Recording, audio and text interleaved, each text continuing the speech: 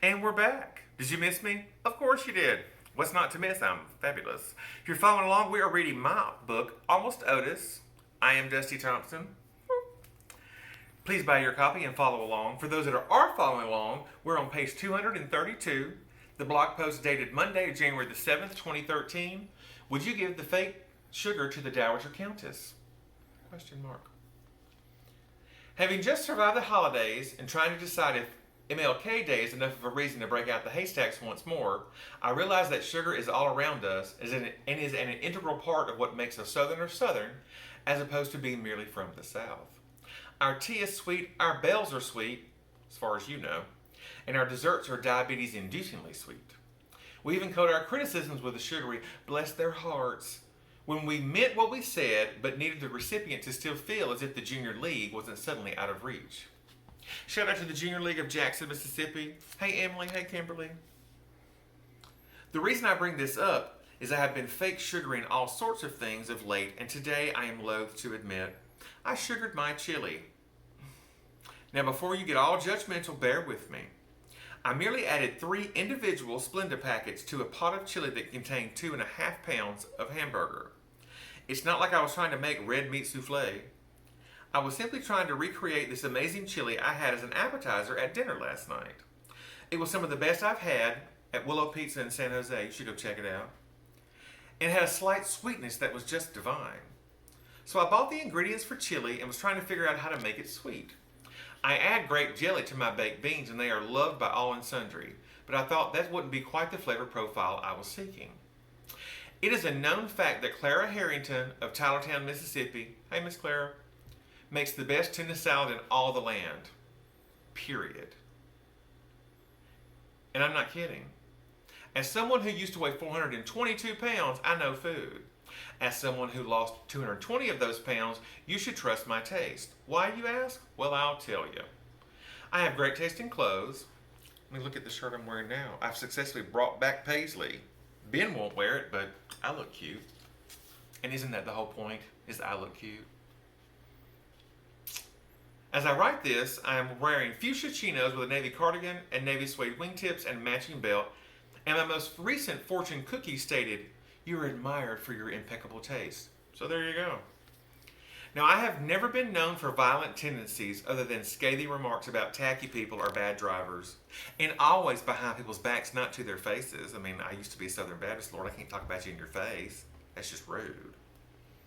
But I can assure you, if you were to stand betwixt me and Miss Clara's tuna salad, fisticuffs would ensue. I'm here to tell you, I don't fight very often, but I would beat you because I want that tuna salad. That woman is just like a magician. I'm not proud of that reality. I am simply being honest. A couple of years ago, I was visiting Mississippi on a tiny book tour for my book, A Gone Pecan, that you need to have bought if you haven't already, and had an offer to stay at the Harrington family's lovely home on the Bogachita River, and it is a wonderful place. As I was taught to do, I politely declined at first. You know, I'm British. But when they upped the ante to include not only Miss Clara's tuna salad, but Miss Clara herself, I would have been a fool not to accept. I love me some Harringtons, y'all. Do you hear me? Hey, all the Harringtons in Mississippi, I miss y'all. We're going to come see y'all whenever we can travel, whenever Corona finally goes away. Based on your Facebook post, it already left Mississippi, but California, we're still at home, so soon. Now, I realize having just admitted to spending the night alone with Miss Clara is tantamount to a scandal in the not otherwise occupied minds of Tylertownians, unless you think about it for, I don't know, say 4 or 5 seconds, and you realize the players in the story are Miss Clara and me. I think Andy Griffith's Aunt Bee was more scandalous than the sainted Miss Clara. Well, sainted if Baptists had saints, whose designations I assume would be somehow tied to popularity of casserole recipes or number of prayer circles started. I said all that to say this. Her secret ingredient in her tuna salad is sugar. I apologize if that was supposed to be a secret, but Sharon told me at the river one time, so it's her fault, Miss Clara. I apologize. Shame on you, Sharon, but thanks for telling me. That's how I make it still to this day. I know sugar is bad for you. We all know it will one day take the dad's feet. Fear not, however, that I've been using fake sugar for quite some time. Sweet and Low, the pink one, is the first I tried and used to be the only one. It reminds me of the way an old lady's perfume and or the soft drink tab. Sort of like powdery, and I don't like it. I switched to Equal, the blue one, when Cher started advertising it in the 90s, I think. I did several things because of Cher. Probably shouldn't have done any of them, but what can you do? Live and learn. The dad and I had been using it for our morning coffee until recently. A friend who is a nurse told me some story about Equal having the same effect on your organs as formaldehyde or some such. I don't know if this is an urban myth, but I switched to Splenda, the yellow one. As I was told by the same friend, at least Splenda was real sugar that had been altered to be bereft of, well, sugar. I assume it was some chemical engineering process, but I like to think it was magic, like in Harry Potter. And FYI, I no longer even use Splenda because Splenda makes my joints hurt from my arthritis, so I don't use it anymore. I don't do fake sugar at all, isn't that crazy? Speaking of Harry Potter, the dad and I have been enjoying Downton Abbey, which he calls Downtown Abbey. Then wonders aloud each week why they're in the country, not the city. He can't remember who is who, so there's a lot of questioning throughout the show, which requires the use of closed captioning. Not so much for him, but for me. I'm adept at understanding English accents, idioms, and slang, being an unabashed Anglophile. He, on the other hand, being a citizen of the South, doesn't even understand me half the time, much less someone British.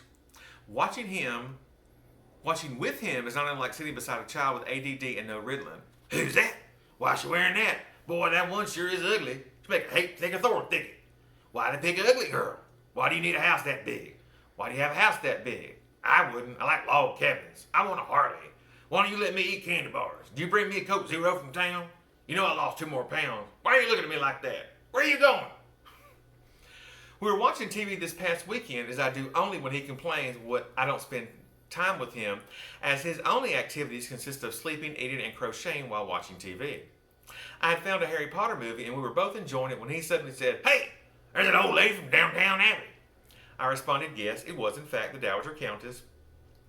And although she's a 2-time Oscar winner, 1969 Best Actress for The Prime of Miss Jean Brodie, and 1978 Best Supporting Actress for California Suite, in which she played an Oscar nominee on her way to the ceremony, she is best known to the millennials, which apparently includes 71-year-old rednecks, as Professor McGonagall. This set him off on another tangent. Boy, she looks terrible, don't she? What year was that movie made? Can you look it up on your little computer? I wonder how old she is. How old is Zila from NCIS? I know Abby's older than she looks. You know she's from Louisiana. You find out that year yet? It's taking you so long. How old is Abby? Who's that old man? It's really hard to be my dad, good Lord. Can I grow my beard and tie a ribbon in it? Why do you always make that face? Is it time to eat yet? I'm hungry. I sure would like a chocolate shake this big. Where you going, butto? I just realized it's almost 6 p.m. and it's time for Downton Abbey out here on the West Coast. I will bid you adieu and head to the TV viewing room. I must prepare myself to read my new favorite TV show because the dad is wide awake, and while over-medicating a crazy old man isn't actually illegal, it borders on rude, and being British, I'd rather someone think I was poor than rude. Happy New Year, everybody. And we'll stop there and see you next time.